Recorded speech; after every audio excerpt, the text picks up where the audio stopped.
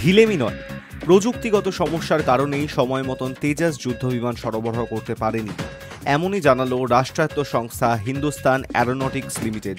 তবে বর্তমানে সেই সমস্যার সমাধান করা সম্ভব হয়েছে। শীঘ্রই ভারতীয় বিমান বাহিনীকে তারা তেজাস সরবরাহ করবে বলেও আশ্বস্ত করেছে হ্যাল। ঘটনাচক্রে সময় মতন তেজাস যুদ্ধবিমান সরবরাহ করতে না পারা নিয়ে বরাবর সমালোচনা করেছেন ভারতীয় বায়ুসেনার প্রধান air chief marshal Amarpreet Singh. মঙ্গলবার তিনি জানান, হ্যালের ওপর তাদের কোনো আস্থা নেই। 2023 সালের অক্টোবরে তেজসের মার্ক 1 ফাইটার জেটের 2টি আসন বিশিষ্ট নয়া প্রশিক্ষণ সংস্করণটি আনুষ্ঠানিকভাবে তুলে দেওয়া হয়েছিল বায়ুসেনার হাতে।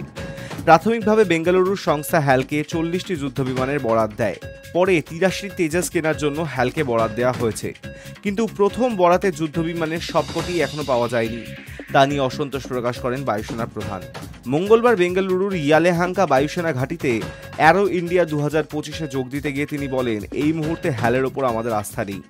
তারপরই হ্যালের চেয়ারম্যান ডি.কে. সুনীল তেজসের সরবরাহ দেরি হওয়ার কারণ ব্যাখ্যা করেন। তিনি এ ব্যাপারে বলেন, বায়ুসেনার প্রধানের উদ্বেগের কারণ যথেষ্ট সঙ্গত। তবে আমি এটা বলতে চাই, তেজাস সরবরাহে বিলম্বের কারণ ঢিলেমি নয়। আমাদের প্রযুক্তিগত কিছু সমস্যা ছিল, যা এখন সমাধান করা সম্ভব হয়েছে। চলতি বছরের শেষে 3টি তেজাস যুদ্ধবিমান সেনাবাহিনীকে দেওয়া হবে।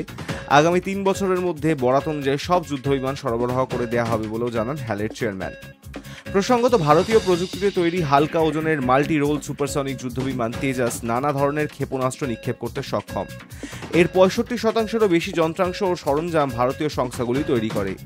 চীনের JF-17 যুদ্ধবিমানের তুলনায় তেজাসের নয়া সংস্করণ প্রযুক্তিগত উৎকর্ষে এগিয়ে বলেই একাধিক আন্তর্জাতিক প্রতিরক্ষা বিষয়ক রিপোর্টে জানানো হয়েছে।